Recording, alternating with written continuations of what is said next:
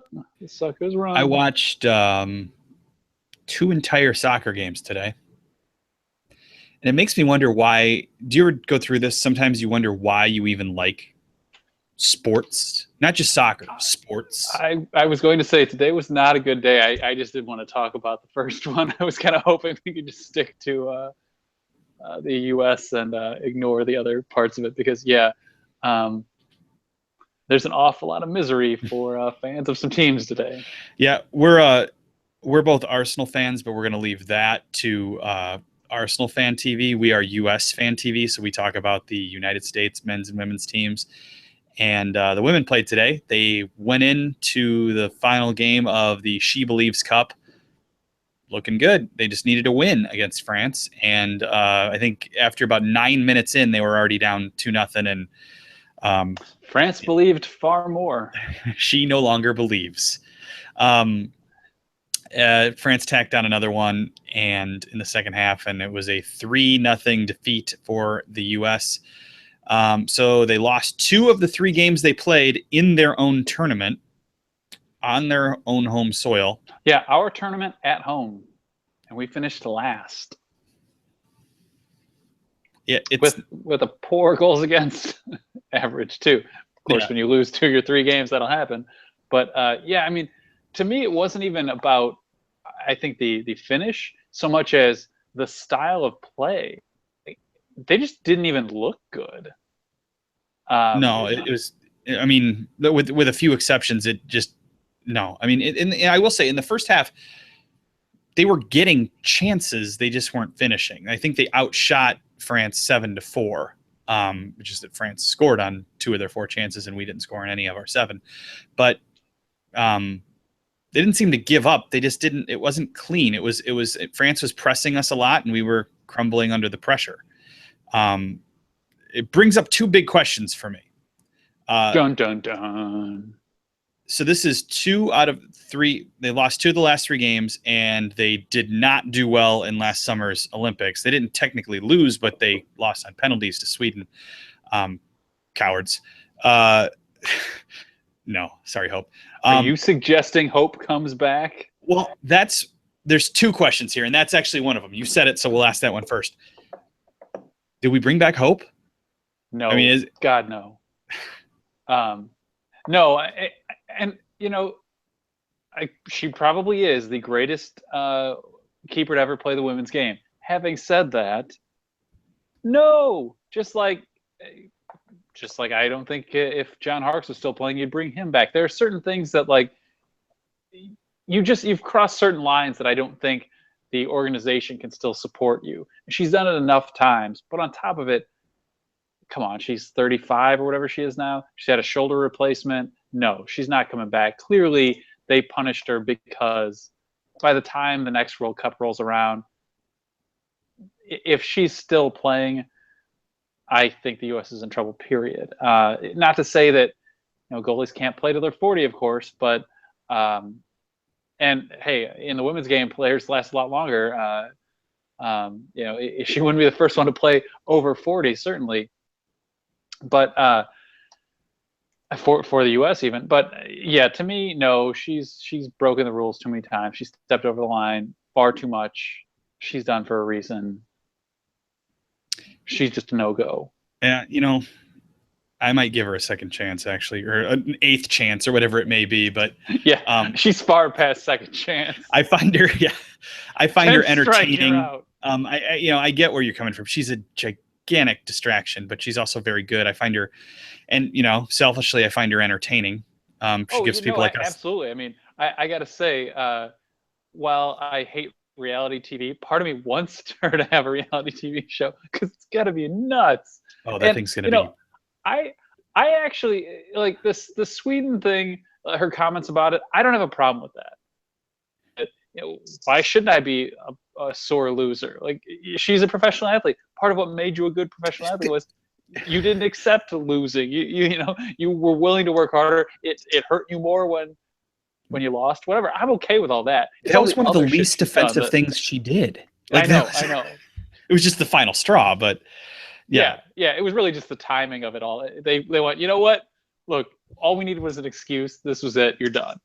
Yeah, because realistically, and I think I tweeted at the time, like, stealing cars, driving drunk, beating up your family, totally okay.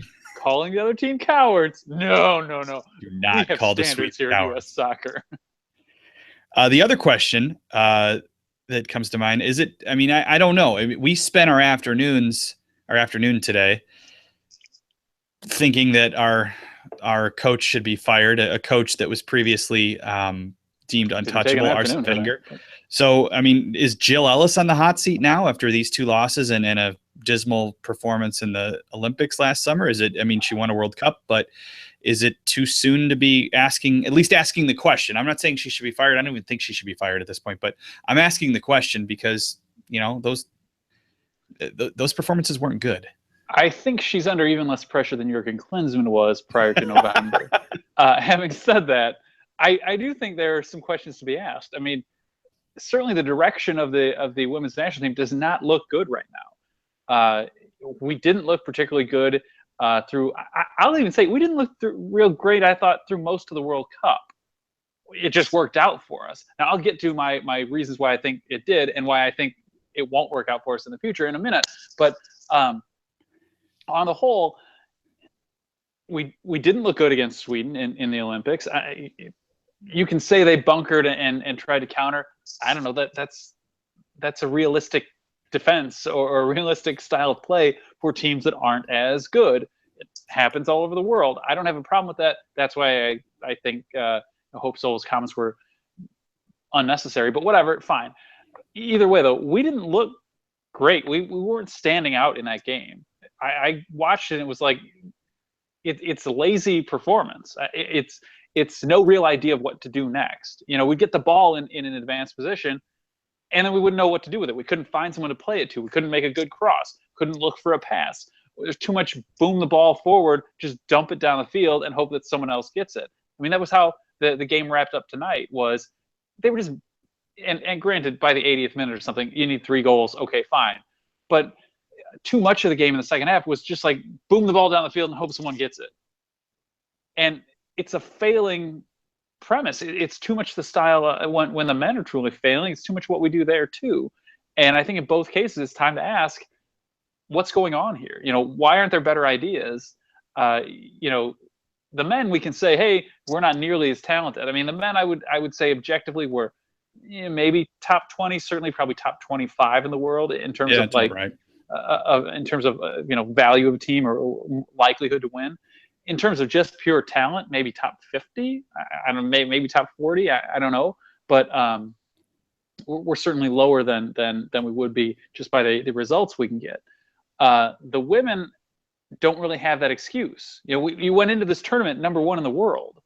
Yeah, the women are the best team in the world and one of the best teams that's ever existed in women's soccer. So, yeah, it's but yeah, I mean, to lose two games in a row at home for the first time since 2000. Now, granted, you can say, yeah, but that was 17 years ago. Okay, it's still important. Granted, yeah, you didn't have that happen for so long, but you don't play as many games. Your competition generally isn't as good. So there's reasons why you don't lose as often. Yeah. To have lost 2 now in your own tournament, that's, to me, yeah, I think we'd be critical of the men here. I think it's only fair to be critical of the women because this is not, I think, a promising team. And I think, honestly, the future is not bright for them. One of the things I was going to say, well, hold on. First, I'll say, Carly Lloyd did say in her comments afterwards, she pointed out it's a young team. There were a lot of new faces. They're trying some new things, and that, hey, really, we don't need to peak until 2019. So this is when you kind of get your losses out of your system or something. This is where you can experiment. Great. But that also kind of rings just as hollow as it does when we try to find like bright spots in a crappy January camp. And to me, in both cases, you're talking about, yeah, it may not mean anything to the overall standing or to the long-term record of the team, but it still has meaning. And when the women play fewer games and fewer competitive games, every loss, I think, becomes a bigger deal. one of the problems, especially with the women, and we've talked about this being a problem with the men's team too, but it's especially a problem with the women. Like you said, they don't. I mean, they're playing a road friendly in Norway coming up this summer. That's incredibly rare for them to play anytime on the road. They don't even qualify for the World Cup on the road. It's done, you know, in a like a 1 week, 10-day tournament, something like that in the U.S. On top of that, when we do bring in competition, a lot of times it's just get somebody in here that we can demolish so that we send the fans home happy and you know and get a nice win. Like we brought in Romania or somebody like that a couple at the end of last year and just demolished them. They look like a bad high school team, and those types of games don't prepare you for teams that are actually good. And so on one hand, you could say, well, they are playing friendlies against good teams and they did it this week. Yeah, that's true. But, you know, I don't know why you got to bring over the teams to, you know, for the money making friendlies. I get, you know, on one hand, I guess there aren't as many talented women's teams. There are fewer countries that actually give a shit about women's sports. So I guess that's that. But well, and that's kind of my other point is I think some of that is changing. And I think that's where the women are going to struggle in the next for the next number of years, because I think similar to the men, we lack talent. We lack true superior talent. We have athleticism. You know, we have skill of some kind. We have athletic abilities, and we have maybe the willingness or the dedication to try harder. But I think on individual skill levels, we are not the best in the world, and the rest of the world is catching up now. You know, the men, we punch above our weight all the time because we work harder than most of the teams we play. And I think the women have been doing the same, but the level of competition is much lower. The level of competition is coming up, it's growing, and it's going to become much harder to then compete just based on, you know, trying harder or working harder.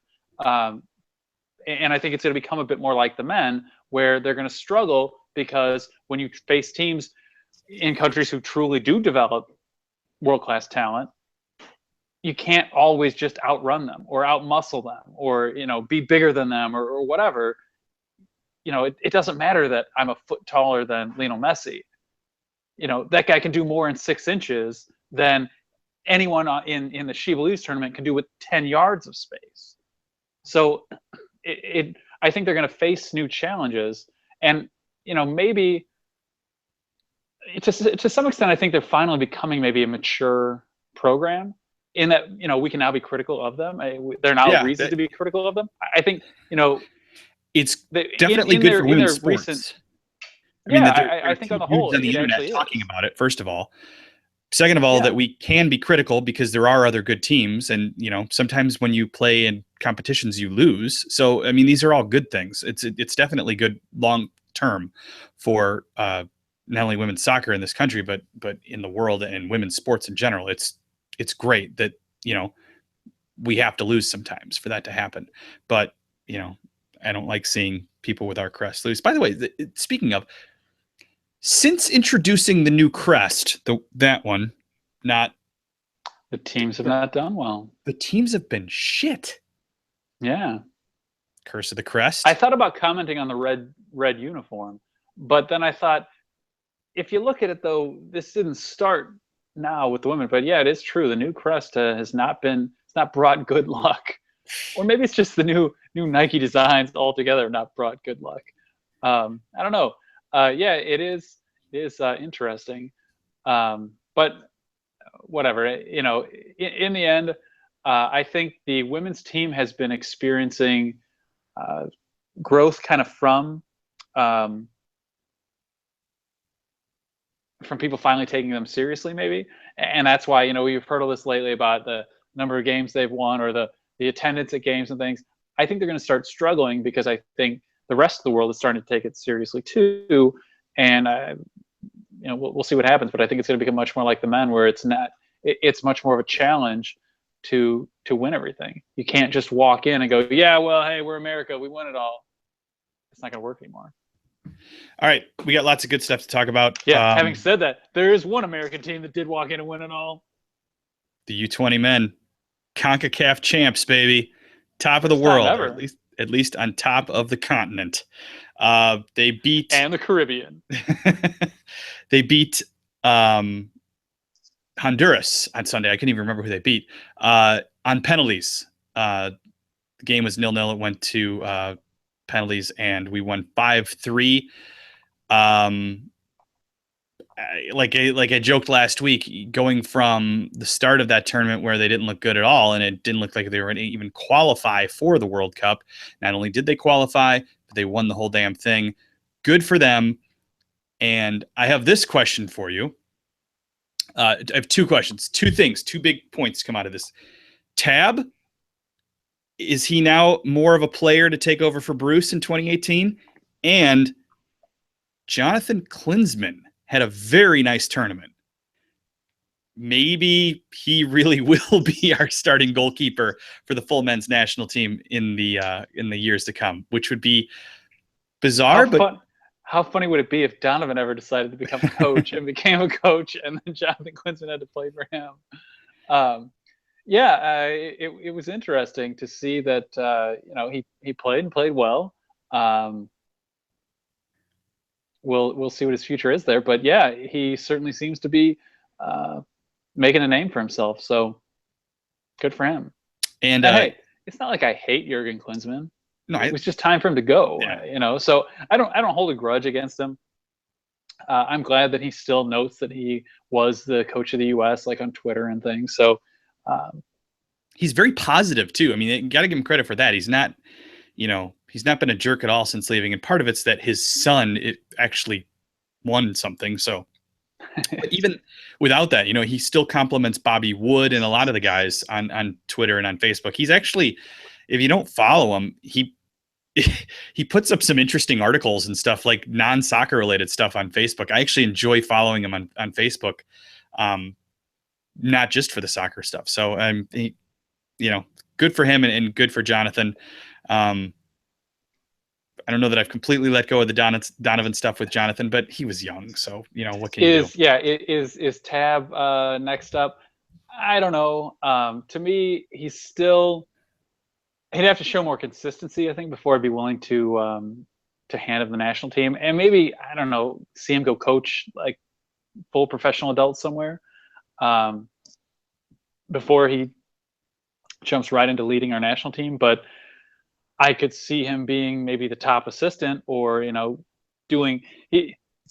he's clearly, I think, improving his case. So yeah, what that means, I don't know. It's just, there's been so much crap lately in our soccer world, though. It was nice to actually see something go well. I mean, even if they hadn't won that tournament, it still went well, I think, in the end. And so, see that a lot of the U20 talent wasn't there. I mean, the best players tend to be somewhere else playing professionally, and weren't available to play in this. So to see us actually win something with kind of a B team, or a lot of secondary players, I think that has to speak well for what we have coming, because we are about to hit a brick wall on our national team. Really, I could see where Bradley probably makes it to another World Cup, or at least makes it through most of the next qualifying cycle. But there aren't a lot of guys around there. I mean, an awful lot of our starting 11 are 30, somewhere around 30 or over. So we got to start looking at who's the next generation. And it is nice to see that there are guys with talent who can actually win things coming up, who could be the replacements in the next 4 years. Yeah, Ricardo wants to know, without blind national pride, do we think the U.S. will actually win a World Cup? We differ on this. I actually don't think we'll see it in our lifetime. I did for a while. I just don't see it happening. But I know you do still, right? Unless you've changed. I do, and to me, it's not blind national pride. It's more that one, we are actually generating some true talent in the youth ranks. So I think there's the skills coming up. I don't think the willingness to work hard will ever go away. I mean, there is something to be said for. It did in Costa Rica. Yeah. Went away There are temporarily. times, not saying it can't happen for games, but on the whole, yeah, there is something to be said for, I don't know, the American commitment, American determination, whatever. Um, I think really, if you just add the talent into the mix, we suddenly become a dramatically better national team. And hey, we were a stolen handball away from a semifinal already in a World Cup. Yeah. You can call that a fluke, but a fluke got us that far. How long until a fluke gets us that far again? I don't think it's just a once in a lifetime thing. It's different. Like Turkey made a semifinal, like not too long ago. I mean, I could see us making a semifinal. But then taking those last two steps and actually winning it, that's tough. I mean, there are things that can change all of it, like when we truly have world-class talent, will they face world-class pressure? Part of the reason Argentina always ends up choking is because the way their media harps on them. Part of the reason I think Mexico ends up bombing is similar to England, where their players are so worshipped by their own media that they think they're gods, and they don't know how to cope when suddenly they're not. So I must admit there is a certain level of maybe naivete or something to my commentary, because even I have to admit I don't know what's going to happen once our players, like say Christian Pulisic becomes a true hot prospect, world-class player. Will he suddenly get the kind of Sports Center coverage that makes him wilt? Will it be like Donovan in 2006, or maybe Bradley over the last 4 or 5 years, where once they had to carry a team, all of a sudden it was too much and they couldn't do it? I don't know. Those things remain to be seen, and those things I think could affect my prediction. But on the whole, we're the United States. We win shit. I know. That's what we do. Like, we don't accept anything but. We'll never be a country that goes like, well, we'll probably just never do this. We'll never do that. No, I mean, look at swimming, like stuff like that, like where the playing field is a little more level because everybody's been swimming forever. So, but we kick everybody's ass at swimming.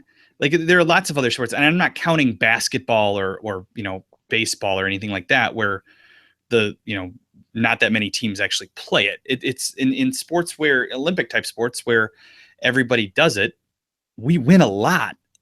So, I mean, who's going to win the most medals at any Olympics? It's almost always us. So, yeah, I could see a world where we win a World Cup, but then I look at what we've got on the field now compared to some of these other teams, and I'm like, it just seems like it's going to take so long to get there. Oh, yeah. I mean, the gulf between us and Argentina was incredibly evident back in the summer in the Copa.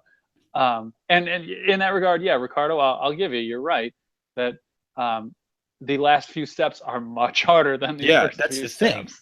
Thing. I know we can get to the tier right under that, and it's just taking. I mean, hell, look at Germany, who third place.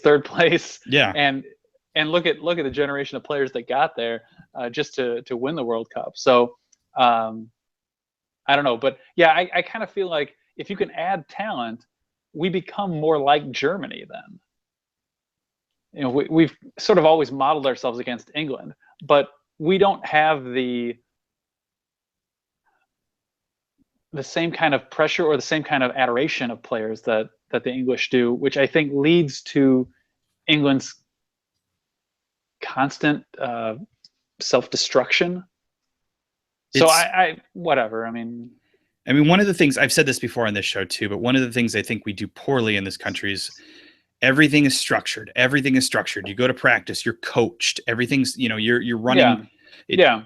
We don't create people who can see the game like Leo Messi and guys like that, or Arjen Robben, who just see stuff that, and Donovan was probably the closest we've ever had to somebody who could do that. Probably John O'Brien, but yeah, JOB was definitely up there, and Pulisic maybe at some point too with some of the stuff that he's doing. We'll get to, you know what, we don't have it on the list, but we got to talk about the weekend these guys had in Germany. Yeah. My God, we'll get to that, but yeah, let's do that now. It's our show. We'll do what we want. Bobby Wood scores, Pulisic scores, and Fabian scores twice. Yeah. And it made me realize too, like it's the first time 3 Americans have scored in the Bundesliga in the same weekend ever.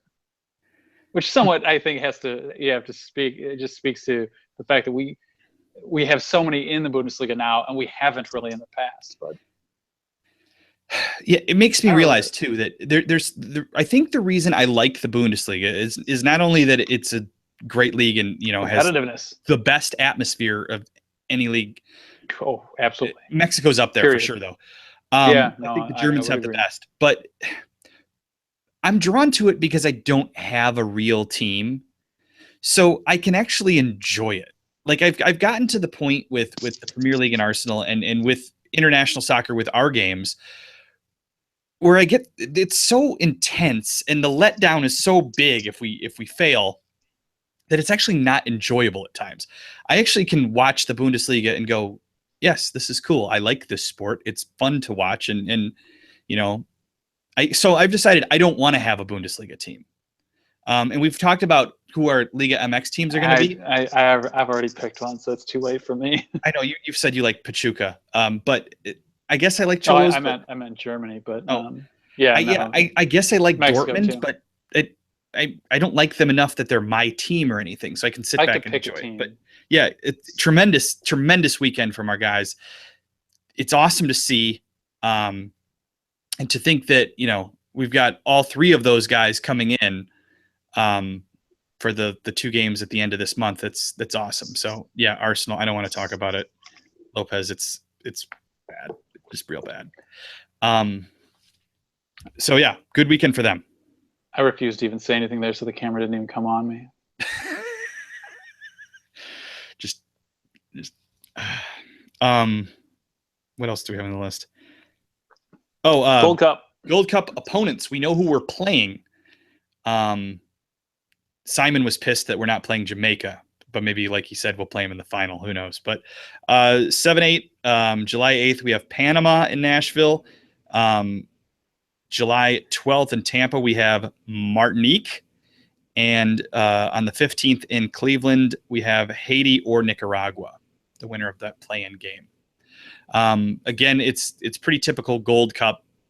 There's always kind of one tougher game and then 2 presumably easy games. So that's what it is this time around too. I see the U.S. winning all 3, but I don't know. I feel like I don't know anything anymore, and anything can happen. So who knows? But you better not lose to Martinique. Yeah, I would guess that based on what's going on right now, and the fact that really this Gold Cup should be ours to lose. You have to presume that Mexico's not going to have a great team there because of the Confederations Cup and qualification this summer. So there'll be a rest for the top guys. So I think you have to look at this tournament really as the U.S. is to lose. So I would assume then Bruce is going to take this kind of seriously and try to put a stamp on it, in which case I would expect us to beat Panama as well. I mean, also it'll be the home crowd, whatever. Yeah, that's to me the only reason, the only game that I think really you could question. Panama certainly has improved recently. They've looked better in the last few years, but good enough to overtake us in the Gold Cup at home, I doubt it. No, and Ricardo, to your point about Freddie Adu, here's the thing with Freddie Adu. Freddie Adu was a stunt by a fledgling league to drum up PR. Freddie Adu was not. I mean, we dubbed him the next Pele at 14 because it was good for MLS's ratings, and I mean, pre-Beckham MLS was pretty minor league stuff. So to have anybody talking about you, let alone like 60 minutes and that sort of thing, that was tremendous for the league and drawing attention to the league. But Freddie Adu was not that good. He should not have been put in that position where he was playing professional games at 14. And, as we found out, he wasn't even 14. Well, that's always been your theory, yeah. But he wasn't ready for it. So yeah, he had talent. He still has talent. Yeah. I mean, when I've seen him play recently, he still has talent. At least the last time. I mean, I think it's been 2 years since I've actually seen him play. But well, no, he has talent. The problem he always lacked was vision and actual understanding of the game. So he had no discretion. Like when he should have passed, he was looking to dribble. When he should have dribbled, he was actually then looking to pass. He had no like adult understanding of the game. He still had like a 14-year-old's mindset, and he still does. And really, that's where his career, I think, died. And so, yeah, no, it's true. The media made us shit the bed on that one. But no, yeah, I watched. I mean, think about this in any. It's not just I don't blame the media here, because imagine if the Milwaukee Brewers brought out a 14-year-old player. Yeah. They'd go crazy, and rightfully so, because it's a child playing against men, and that's what MLS did. Not because he was ready, but because he was pretty talented, and they wanted to grab people's attention, and that worked. But all these years later, that's what to some extent, I think it was a bit like the women have been doing lately, where it's like everyone's worshiping them like they're awesome. Oh, they're the greatest ever. They're so much better than the men. No, they're not. No, they're just better than the competition they're playing. But you haven't seen enough of them to like actually kind of judge them or critique them properly. And that was the same thing with Freddie Adu. I watched him in, I think it was the U17 World Cup with Josie Altidore, where like the two of them dribbled all, passed around, destroyed Brazil. But what did he progress from there? I don't think he did, because he never learned to see the game better. So, yeah, when I say the media ate that one up, I don't even mean like Sports Center or whatever. I just mean like some of it was MLS's media hype, because it was Soccer United marketing or whatever it was at the time, because I don't think they existed when they created him. But it was, I think that was basically the arm that became Soccer United marketing. So it's he was a promising talent, and maybe at 14 was special, but did nothing with it beyond that. Bradley with hair was with them. We saw Bradley play with hair. Yeah. In Cleveland in 2006. Yeah. It was his first cap. Yeah. He was wearing number 24 because he was just an add-on to the 23-man World Cup roster in their send-off game. So, yeah, it was something that actually happened. Clint Dempsey played 90 minutes and scored a goal this weekend for Seattle. Is it a bad idea to bring him in a few weeks, or is it a good idea? I think it's a bad idea for his health. Well, that's okay. We're not doctors. I shouldn't say health, because let's assume his health is good. Clearly, it's fine for his heart. Yeah. What I mean is, it's a bad idea in terms of he probably isn't, I think, truly game fit. Where in games where like we have to win now, some of the games we might play in the next month, the next 2.5 weeks, 3 weeks, whatever it is right now, they may not be higher quality than some of the games he may play for Seattle. However, I don't know that he's in the kind of shape to be able to make those moves and then play for the national team as well. So in that regard, I say it's a bad move for his health. I don't actually mean for his heart. Right now, is it a good move? We need goals. We're not scoring them. January camp did not look good. Hopefully, some of these guys, like all the guys who just scored in the Bundesliga this past weekend, can translate that success, to goals coming up, because we really need to win both these games. In that regard, would it be a bad idea to have Dempsey? No. But I don't think you start him, but I think to me, maybe have him on the roster. To me, he's a super sub. And I know people debate this. We've gotten comments before when I've said this. To me, he's a super sub at this point. And do you bring in a super sub who may not be 100% or even like 80% fit yet? I don't know if you do. Because I think right now we have better options.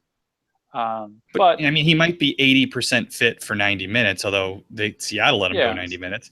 But I mean, he can still be 100% fit for 15 minutes, I would think. And plus he's, you know, he's creative. He's more creative than a lot of the dudes we have out there. And Bruce has talked about him as a solution at the 10. I mean, he's got Sasha and he's got Benny, but where do you put him? Do you put him in at another forward slot? Do you put him wide? What do you? That becomes the problem, and that's also why I think he's not a starter on this team. There's no direct place to put him, and he's not good enough or able to last long enough that you can just kind of give him. You can just stick him out there and be like, do whatever you want, go try shit, as Arena says. You know, I won't go as far as Leipzig and say that he's overrated. Well, I take that back. Depending on how you look at him, he is overrated. But depending on how you look at him, I guess he's also one of the best players we've ever had. You know, my feeling is he's not the style of player, and he doesn't have the type of game that you can give him just carte blanche to do whatever the hell he wants. He has to go out there with a position, and you have to have certain things you expect from him. And in this lineup, I don't think he fits, or at least with this team, you know, who probably is the starting 11, you know, maybe starting 12 to 13, whatever, you know, however far we can go to try and figure out. Yeah, we know some mix of these guys are going to be in the starting 11. I could tell you one mix who isn't. Yeah. I don't see where he fits. Yeah, in that regard, I will agree with Leipzig. If he's not scoring, he's invisible. Yes. And you can't have that from a guy who has to be your star, kind of, if you're going to stick him out there. There have been games where Dempsey, like the Pasadena game, the CONCACAF Cup or whatever they called it when we lost to Mexico 3-2, Deuce was pretty invisible in that game. And yeah, he has a tendency to kind of disappear. But as we've talked about on this show before, forwards sometimes do. They don't touch the ball nearly as much as the other guys on the field. And so, you know, if you're not having a good game as a team, sometimes your forwards disappear for that reason. So I don't know. We do have a lot of depth, but I would bring him on. As for Mix Diskerud, I don't think Diskerud is ever going to play for the national team again. Yeah, I think he's done. He's going on loan to a team in Sweden, I think. That's what I heard. To run out the rest of his $750,000 a year contract. And yeah, I think we've said our last goodbye to Mix, but stranger things have happened. Yeah. Other things I want to bring up this weekend in MLS, that Orlando safe standing section that they did in their stadium is awesome. And I want to see more of these around the league. Yeah. In case you haven't seen it, it's like some European stadiums have this. Dortmund has it, where it's got like the bar in front of you, but there's no actual seat. So you're intended to stand in a spot. We stand at all our games anyway. And it's kind of inconvenient having, you know, the bleachers at your calves kind of hitting you all game. I would love and this. We watched someone possibly die because of those. We did. We saw it at the 2013 Dos Acero. Dude falls from about 2 sections down. We've told this story before, but it's so amazing. Dude falls from about two rows down, 3 rows down. Us, yeah. Right next to me, hits like this part of his nose on the 1-inch section of the back of the bleacher. His head explodes, just blood everywhere all over the seat right next to me. And his friends are like, nah, he's good. We don't want to miss the match. No, he's not good. He is not good. You get him the fuck out of here. Dying. And his friends his are eyes like, no. rolled back in his head. There was so much blood on his face. I couldn't tell if he'd split his head open, busted his nose, if he'd bust all his teeth out. I couldn't tell. So for that reason, bleachers, no good. Enemy. So I like this thing they did in Orlando, and you know, I've made fun of Atlanta sports for many years, but wow, that was impressive this weekend. The marches and the swarms of fans walking up to the stadium, you know, incredible amount of season tickets that they sold. Bravo. I mean, that was tremendous. It's awesome to see, you know. Meanwhile, we're probably not going to sell out again in Chicago. Granted, it's going to be 26 degrees on Saturday, but you know, it's not good. So it's it's awesome to see what's going on in Atlanta. Awesome to see the stadium in Orlando with the safe standing section and a bunch of motivated, rowdy fans. It's cool. It's awesome.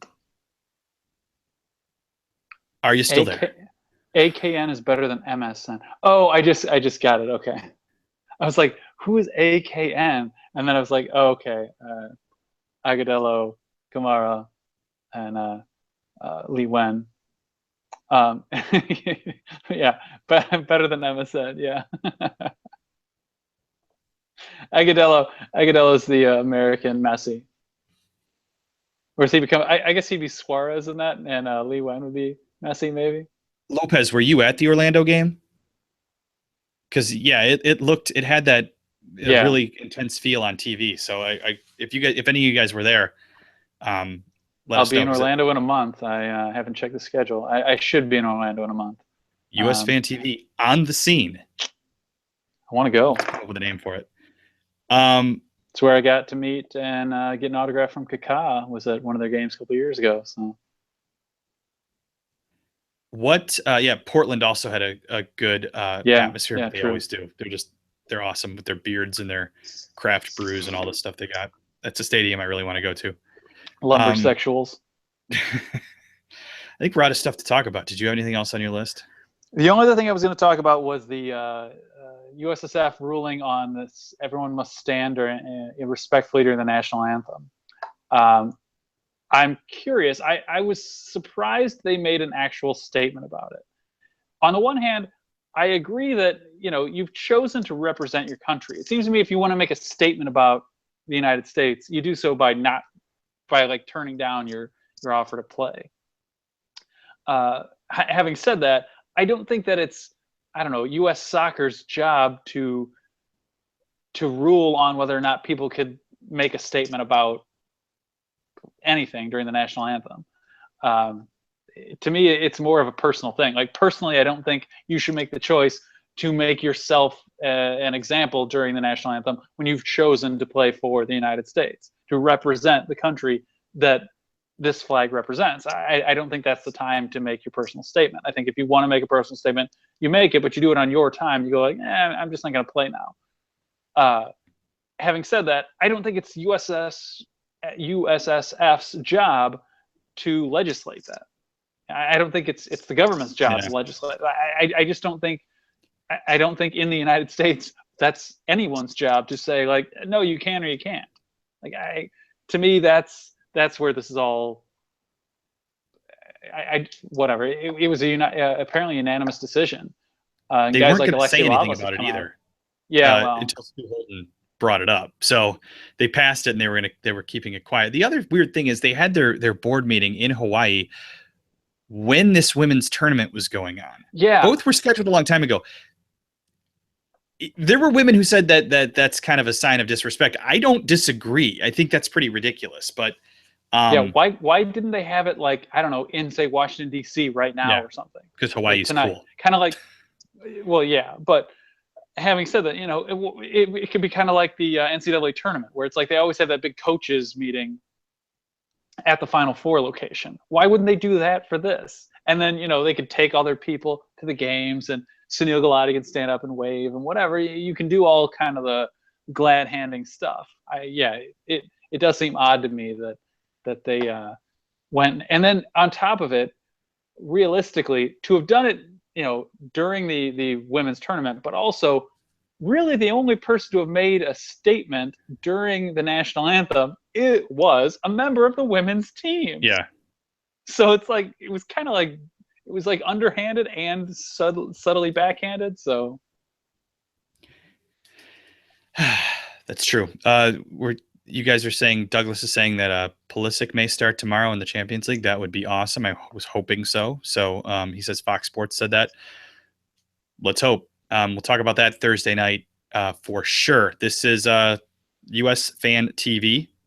We do these shows Tuesday night and Thursday night if you haven't seen one of them before. If you haven't seen one of them before, welcome.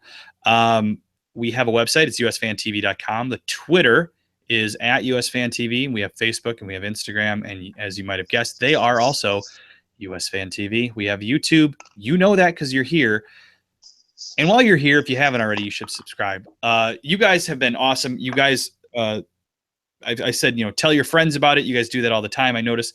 You bothered Jimmy Conrad to the point that he said he would come on our show. Good job, guys. Thank you. Awesome. Thank you to everybody who reached out and bothered Jimmy Conrad. Jimmy, if you happen to be watching, you rock, Conradinho. So yeah, that's awesome. Thank you guys for all that you've done to help grow the show. We think it's great. Chris, do you have any final words? I was going to note, I think it was Christian. Yeah. I've also heard that Liga MX may end Pro Rel. Yeah, they're also looking into it. So whatever, the discussions we've had, you are correct. I've heard the same thing. I know that's the talk. I don't see any reason to get back into the Pro Rel discussion, but yeah, I think it's just another piece of evidence that points to Pro Rel is not the future for. There's too much money in it. People don't want to lose the value of their franchise. But anyway, yeah, that's all. Leipzig, I will also say, Galaxy is just like Tottenham. They have the squad to succeed, but they always come up short. Except that the Galaxy have a history of winning. Yeah, they've won things in the past. The Galaxy have never finished third in a 2-horse race. On that note, you're done. Thanks, everybody. I could go on and on about Tottenham, but the fact is, this season, I don't think I can anymore. They're just better than Arsenal. With that said, we'll see you Thursday night. You're done.